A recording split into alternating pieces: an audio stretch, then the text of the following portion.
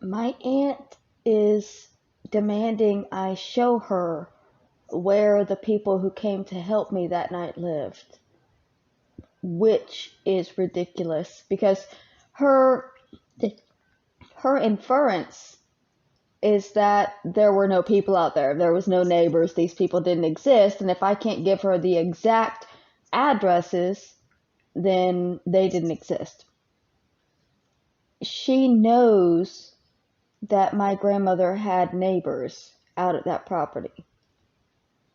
I know she had to have spoken to Keith and Jackie, who were the most immediate neighbors and who were involved in coming out that night.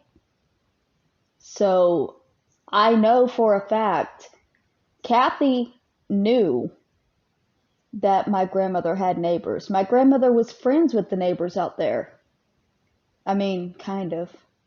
Keith and Jackie might have killed their dogs, but that was never confirmed. It was just something my grandmother thought. But there was another old lady out there, and I can't remember her name, but I know Kathy would have known her. And I didn't know all of the neighbors out there. I didn't talk to them. But even after my grandmother passed away, people were still buying property out in those woods. So for Kathy to say nobody lives out there, nobody ever lived out there, you're a liar, it's ridiculous.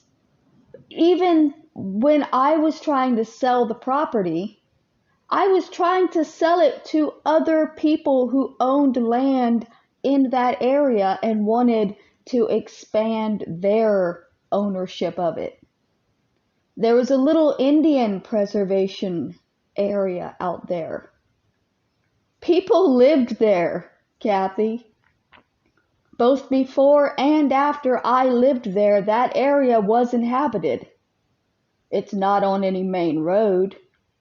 It doesn't have a legal name, and you know that, which is why you're being obstinate about it. Because they wouldn't let my grandfather name the road. My grandfather and a couple of the neighbors got together and they put up the money and they were going to name the road that they lived on because it's not Cedar Point, it's off Cedar Point. You have to drive practically a mile into the woods down this dirt road before you hit any homes. So it's not on Cedar Point. But it's always been marked as Cedar Point because we couldn't legally have the name. Legally, it's a driveway. The entire road is one long driveway for all of the houses in there. They put up signs. They called it Snake Trail Drive at some point.